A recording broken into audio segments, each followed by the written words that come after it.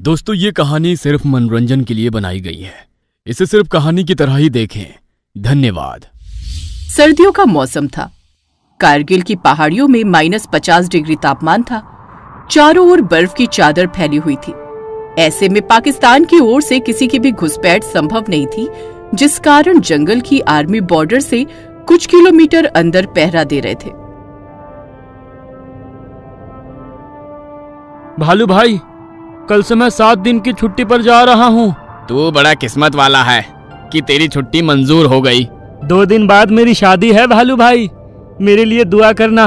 अरे छोटे, मेरी दुआ हमेशा तेरे साथ है। दोनों बात कर रहे होते हैं, तब अचानक आधी रात में मेजर चीता सिंह के वायरलेस पर संदेश आता है। Alpha two delta, alpha two delta, delta calling, delta calling. Sir, यहाँ का माहौल कुछ ठीक नहीं लग रहा है। लगता है दुश्मन हम पर हमला करने की साजिश कर रहा है। ओवर। तुम्हें ऐसा क्यों लग रहा है? ओवर। सर, पता नहीं, पर क्या आपके पास कोई इंटेलिजेंस रिपोर्ट आई है? मैं अभी हेडक्वार्टर से जानकारी लेता हूँ। Over and out. आनन फानन में चीता सिंह कर्नल शेर सिंह से बात करता है। जय Hind sir, major Cheeta Singh calling sir. Colonel Sher Singh here. बोलो मेजर, क्या बात है? सर, दुश्मन देश के जंगल से कोई इंटेलिजेंस रिपोर्ट है क्या? मेजर, वहाँ का टेम्परेचर -50 डिग्री है। ऐसे में दुश्मन प्राणी हमारे जंगल में घुसपैठ करेगा तो ठंड से ही मर जाएगा। मतलब कि चिंता की कोई बात नहीं है। I am right sir? Absolutely right. Thank you sir. Over and out. Colonel Sher Singh से बात करने के बाद मेजर चीता सिंह थोड़ा रिलैक्स हो गया था, इसलिए उसने मेजर बाग सिंह को संदेशा जोड़ा। Delta to alpha, delta to alpha, alpha calling, alpha calling. This is major Cheeta Singh. Jai Hind sir. Major Bagh Singh here. Bagh Singh, position totally clear, no intelligence report. Okay sir. अच्छा ये बताओ, वहाँ का माहौल कैसा है? ओवर। यहाँ काफी ठंड है, फिर भी हम डट के पहरा दे रहे हैं सर। ओवर। बॉर्डर पे पहरा दे रहे जवान के लिए सर्दी गर्मी कोई मायने नहीं रखती। Yes sir. अपनी जान की बाजी लगाकर मातृभूमि की रक्षा करना ही हमारा कर्तव्य है। Over and out. तू वाकई में बड़ा किस्मत वाला है। अगर दुश्मन की ओर से जरा सा भी घुसपैठ का प्रयास होता तो तेरी छुट्टियां कैंसिल हो जाती। शुभ शुभ बोलो पाजी। मैं अपनी विधवा माँ का इकलौता पुत्र हूँ और मेरी बूढ़ी माँ से अब काम नहीं होता है, इसलिए मेरा शादी करना बहुत जरूरी है। और शादी करने के लिए छुट्टियां मिलना जरूरी है ना? दोनों हंसते हुए बात कर रहे होते हैं, तब अचानक चीता सिंह की बटालियन पर संदेशा आता है। Alpha two delta, alpha two delta, delta calling, delta calling. Sir, हमें यहाँ दुश्मन की आहट सुनाई दे रही है। लगता है पहाड़ी पर कुछ गड़बड़ है। हो सकता है दुश्मन छुपकर हमला करने की तैयारी कर रहा हो, और अगर ऐसा है तो उन्हें मुंह तोड़ जवाब देना। यस सर, हम तैयार हैं। Over and out. बॉर्डर पर घुसपैठियों के घुस आने की खबर आम बात है, पर आज की खबर चीता सिंह को कुछ चिंताजनक लगी, इसलिए उसने फौरन कर्नल शेर सिंह को संदेशा दिया। कर्नल साहब, major Cheeta Singh reporting. Colonel Sher Singh here. कहो चीता सिंह, क्या बात है? सर, इंटेलिजेंस रिपोर्ट भले ही नील है, लेकिन हमें दुश्मन के साजिश की बू आ रही है। थोड़ा खुल के बोलो मेजर, आखिर क्या बात है? सर, चौकी नंबर 3 खतरे में है। हमें किसी भी वक्त उसकी मदद के लिए जाना पड़ सकता है। हमें ऑर्डर चाहिए। तुम्हें ऑर्डर दिया जाता है कि वक्त आने पर दुश्मन के छक्के छुड़ा दो। Thank you sir. Over and out. Pakistan के जंगल से किसी भी वक्त हमला हो सकता था। ऐसे में अचानक चीता सिंह पर एक बार फिर वायरलेस मैसेज आता है। Alpha two delta, alpha two delta, delta calling, delta calling. Sir, एक बुरी खबर है। पाकिस्तानी प्राणियों ने चौकी नंबर 1 और 2 पर कब्जा कर लिया है। ओवर। हमें किसी भी सूरत में दुश्मन को वहां से खदेड़ना होगा। ओवर। ऐसे में चौकी नंबर 3 पर भी हमला हो जाता है। फिर बाग सिंह की बटालियन भी दुश्मन के छक्के छुड़ाने लगती है। ऐसे में चीता जंग शुरू होने की खबर अपनी बटालियन को देता है। दोस्तों, जंग शुरू हो चुकी है, इसलिए हमें किसी भी वक्त चौकी नंबर 3 की मदद के लिए जाना होगा। कोई शक? हम तैयार हैं सर।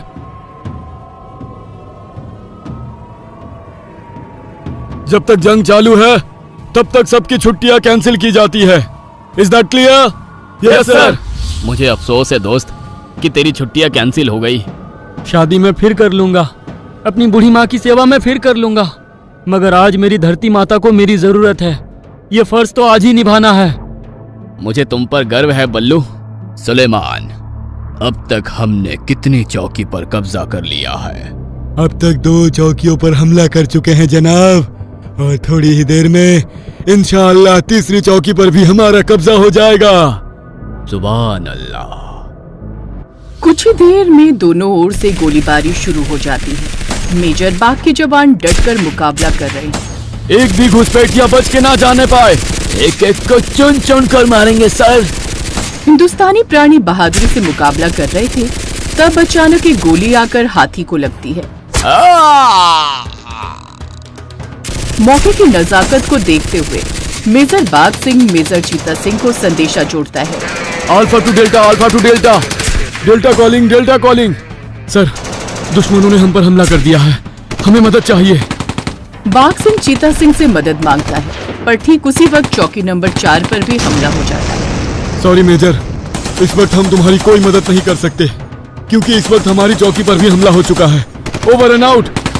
कठिन हालात को भांपते हुए मेजर चीता कर्नल शेर सिंह को संदेशा जोड़ता है। Delta to Konark, delta to Konark. Colonel Sher Singh here. बोलो चीता सिंह। सर, दुश्मनों ने चौकी नंबर 3 और 4 दोनों पर हमला कर दिया है, जिस वजह से हम एक दूसरे की मदद नहीं कर सकते। चिंता मत करो, मैं अभी रिजर्व फोर्स लेकर आता हूँ। दुश्मन प्राणियों ने बड़ा खतरनाक हमला किया था।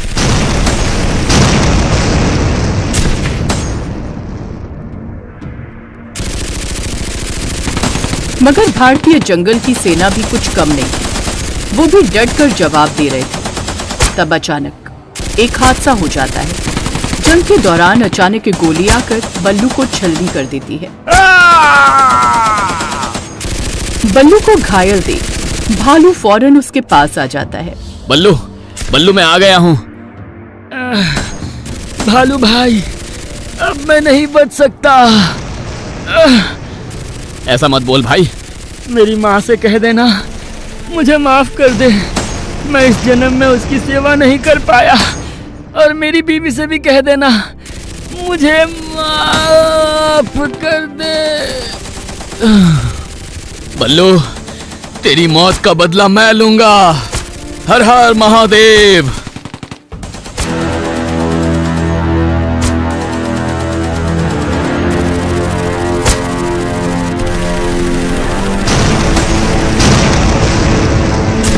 जंग तेज हो चुकी थी। चीता सिंह की बटालियन को भी मदद की जरूरत थी। ऐसे में चीता सिंह संदेशा जोड़ता है। Major Cheeta Singh reporting. Sir, चौकी नंबर 4 पे हमें मदद की सख्त जरूरत है। ओवर। मौसम खराब होने की वजह से हम इस वक्त वहां नहीं पहुंच सकते। सुबह तक इंतजार करो। ओवर। सर, सुबह तक हम इनका मुकाबला नहीं कर पाएंगे। Please help immediately sir. Over. It is impossible, but I will try my best. Over and out. Sher Singh air force की मदद मांगते हैं। सर, किसी भी सूरत में हमें मदद लेकर वहां पहुंचना पड़ेगा। सॉरी सर, मौसम खराब है, इस वक्त हम टेक ऑफ नहीं कर सकते। मौसम खराब होने के कारण एयरफोर्स ऑफिसर हवाई जहाज उड़ाने से इनकार करते हैं। तब शेर सिंह कहता है, सुबह होने तक का इंतजार मैं नहीं कर सकता। आज शेर सिंह खुद प्लेन उड़ाएगा। फिर शेर सिंह खुद प्लेन उड़ाकर अपने साथियों की मदद करने पहुंच जाता है। शेर सिंह हवाई फायरिंग शुरू कर देता है। फरीद, अचानक इनकी मदद लेकर कौन आ गया? जनाब, ये तो तारा सिंह है। क्या ये वही तारा सिंह है जिसने हमारे मुल्क में आकर अशरफ अली के घर से बम्बा उखाड़ दिया था? हाँ, और बोनस में अशरफ अली की बेटी सकीना को भी उठा कर ले गया था। तब तो भागो यहाँ से, वरना ये हमें जिंदा नहीं छोड़ेगा। और कुछ ही देर में सभी चौकियों को मुक्त करवाया जाता है और कारगिल जंग में जीत हासिल कर ली जाती है। जंगल में खाना पानी की समस्या को लेकर शेर सिंह चिंतित होकर सभा भरकर बैठा है। क्या करूं, कुछ समझ नहीं आ रहा। अगर आगे भी ऐसा ही चलता रहा तो हम सब भूख प्यास से मर जाएंगे। महाराज, अगर हमें जिंदा रहना है तो दूसरों इलाकों में खाना पानी खोजना होगा। हाँ बादशाह, अब तो अपन के जंगल में खाना और पानी दोनों ही खल्लास हो गया है। बोले तो अपन को भालू की बात पसंद आई है बिड़ू? ठीक है, लेकिन सबसे पहले मैं पता करूंगा कि खाना और पानी हमें किस दिशा में मिलेगा। उसके बाद ही हम उस दिशा में जाएंगे। जो करना है जल्दी करो, वरना अपन बिना खाए पिए इस दुनिया से कल्टी हो जाएगा बिड़ू। ऐसा मत बोल मजनू, तू चला जाएगा तो तेरी लैला का क्या होगा? तेरी इसी अदा पे तो फिदा हूँ डार्लिंग। अपन का मरने का प्रोग्राम कैंसल। बोले तो नहीं मरूंगा। महाराज, मेरे बच्चे 3 दिन से भूखे हैं। अगर आपके पास थोड़ा खाना हो तो मेरे बच्चों को दे दीजिए, आपकी बड़ी मेहरबानी होगी। मेरे गुफा में कुछ केले रखे हुए हैं, जाओ अपने बच्चों को वही खिला दो। बकरी अपने बच्चों को लेकर शेर सिंह की गुफा की ओर जाने के लिए चल पड़ती है। ये क्या बात हुई बीड़ू? बोले तो केला अपन को नहीं दिया और बकरी को दे दिया। ये अपन को अच्छा नहीं लगा बीड़ू। चुपचाप यहाँ से चला जा, वरना मैं तुझे ही खाकर अपनी भूख मिटा लूंगा। शेर सिंह से डरकर मजनू वहाँ से चला जाता है। अब तुम सब भी अपने अपने घर चले जाओ, हम बहुत जल्द खाने पीने की तलाश करेंगे। शेर सिंह की आज्ञा को मानकर सारे प्राणी अपने अपने घर चले जाते हैं। अगर हमें बाहर के इलाकों में भी खाना और पानी नहीं मिला तो मेरे जंगल वासियों का क्या होगा? अगले दिन शेर सिंह कुछ साथियों के साथ खाना और पानी की तलाश में जंगल से बाहर जाता है, जहाँ उसे एक दरिया दिखाई देता है। हमने खाना पानी ढूंढ लिया, वो देखो। अरे वाह, वहाँ के पेड़ों पर कितने सारे फल झूल रहे हैं। और बाजू में दरिया भी है, तुम फल खा लेना और अपन मछली। हाँ। सब दरिया के पास आते हैं। कोई पानी पीता है तो कोई पेड़ों से फल तोड़कर खाने लगता है। अरे वाह, यहाँ तो शहद भी है, मेरा पसंदीदा भोजन। भालू पेड़ पर चढ़कर शहद खाने लगता है। तभी वहाँ किसी इंसान के चीखने की आवाज आती है। ये आवाज तो किसी इंसान की है। लगता है कोई इंसान मुसीबत में है। सारे जानवर पक्षी आसपास देखने लगते हैं। तभी उन्हें दूर सामने एक फौजी दिखाई देता है जो जमीन पर घायल पड़ा था। वहाँ देखो सामने, कोई इंसान घायल पड़ा है। सब उस फौजी के पास आते हैं। अरे इसकी बॉडी से तो खून बह रहा है बिड़ू। इसे गोलियां भी लगी हैं। ये तो हमारे देश का फौजी है, हमें इसकी सहायता करनी चाहिए। माफ करना महाराज, होश में आने के बाद अगर इस इंसान ने हमें हानि पहुंचाई तो? हाँ महाराज, बोले तो इंसान का कोई भरोसा नहीं, बड़े मक्कार होते हैं। हर इंसान बुरा नहीं होता। ये एक फौजी है और फौजी हमारे देश की रक्षा करते हैं। आज इसे हमारी जरूरत है। महाराज सही कह रहे हैं, चलो इसे अपने बस्ती में लेकर चलते हैं। सारे प्राणी मिलकर घायल फौजी को जंगल में लाकर इलाज करने लगते हैं। इसके शरीर से खून निकलना बंद होना चाहिए, वरना ये मर जाएगा। साथियों, तुरंत जड़ी बूटी का लेप बनाओ। सारे जंगलवासी पेड़ों की छाल और पत्तों को पीसने लगते हैं और फौजी के शरीर से गोलियां निकालकर उसके घाव पर जड़ी बूटी का लेप लगाते हैं। लगता है इसे किसी दुश्मन ने बड़ी बेरहमी से मारा है, भगवान इसकी रक्षा करना। उसके बाद सारे प्राणी घायल फौजी की सेवा करने लगते हैं। कुछ दिन बाद फौजी को होश आता है। मैं कहाँ हूँ? होश में आते ही फौजी अपने सामने जंगल के जानवरों को देखता है। अरे बाप रे, इतने सारे जानवर कहाँ से आ गए?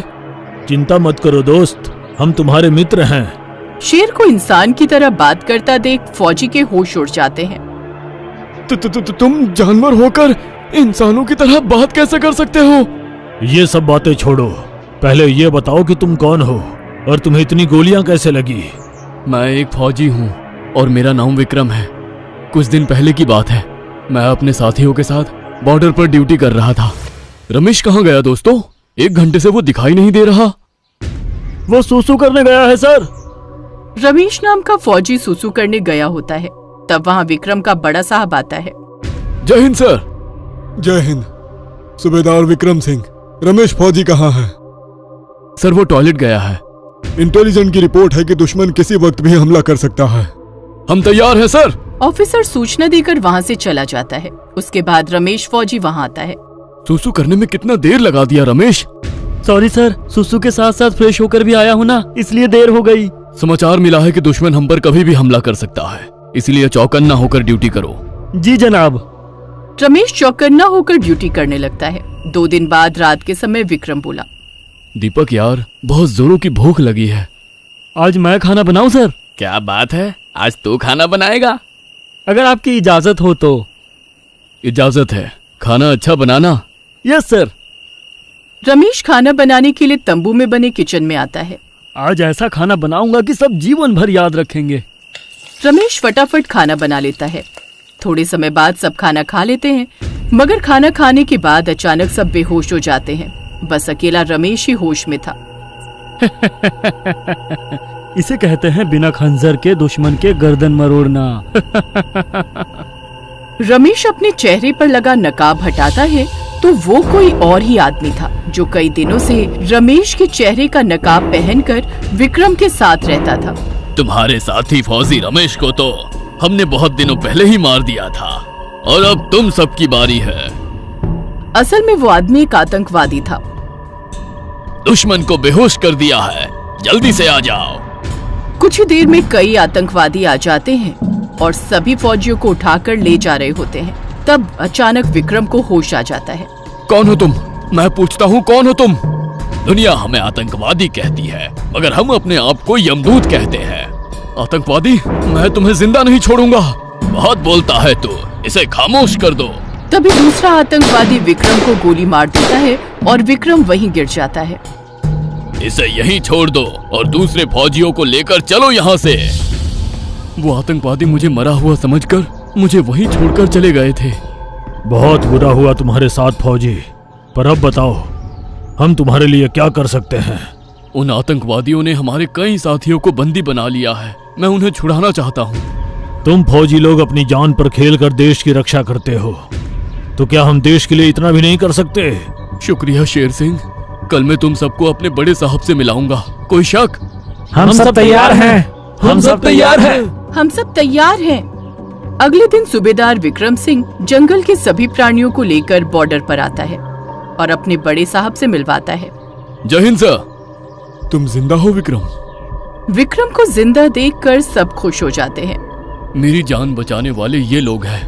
हमारे फौजियों को उन आतंकवादियों से छुड़ाने में ये हमारी मदद करेंगे सर। आतंकवादियों के इलाके में जाना इतना आसान नहीं। सर ये तो हमारे बाएं हाथ का खेल है। हाँ साहब, ये चील हमारा ड्रोन है। ये हमें लोकेशन दिखाएगा और हम हमारे सिपाहियों तक आसानी से पहुंच जाएंगे। चील, ऑपरेशन हंटिंग शुरू किया जाए। चील उड़ता हुआ थोड़ी देर में बंधक फौजियों का पता लगा लेता है। मैं अभी शेर सिंह को ये खबर देता हूँ। फिर चील उड़ता हुआ आकर ये खबर शेर सिंह को सुनाता है। शेर सिंह, मैंने फौजियों का पता लगा लिया है, चलो मेरे साथ। सेना के जवान और जंगल के प्राणी सभी मिलकर जाते हैं। वो रहे हमारे फौजी। दूर से सब लोग बंदी बनाए हुए कैदियों को देखते हैं। सर, मैं अपने साथियों को बचाने के लिए जा रहा हूँ। नहीं विक्रम सिंह, इस बार देश की सेवा करने का मौका हमें दीजिए। कैसे? हम सब जंगल के प्राणी वहाँ जाएंगे। वो आतंकवादी हम जानवरों को नहीं मार पाएंगे। अरे सर, अपन उन आतंकवादियों का ध्यान भटकाएगा, फिर तुम उन पर हमला कर देना, बोले तो मार देना। प्लान के मुताबिक सारे प्राणी उन आतंकवादियों के पास आते हैं। एक मोटा हाथी घूमने गया, मकड़ी के जाल में जाकर वो फंस गया। अरे जंगल के जानवर यहाँ कैसे आ गए? आप उन लोग तेरा मनोरंजन करने के लिए आए हैं। फिर चीता उनके सामने नाचने लगता है। चीता को नाचता देखकर आतंकवादी हंसने लगते हैं। तभी शेर सिंह और फौजी लोग मिलकर उन पर हमला कर देते हैं। ध्यान रहे, एक भी आतंकवादी जिंदा नहीं बचना चाहिए। हमला इतना पावरफुल था कि आतंकवादियों को संभलने का मौका तक नहीं मिला। फौजियों को छोड़कर भागो यहाँ से। सारे बंधक फौजियों को छोड़कर आतंकवादी भाग जाते हैं। फिर फौजी और शेर सिंह की सेना सब मिलकर फौजियों को मुक्त करते हैं। शेर सिंह, तुम्हारा बहुत बहुत शुक्रिया।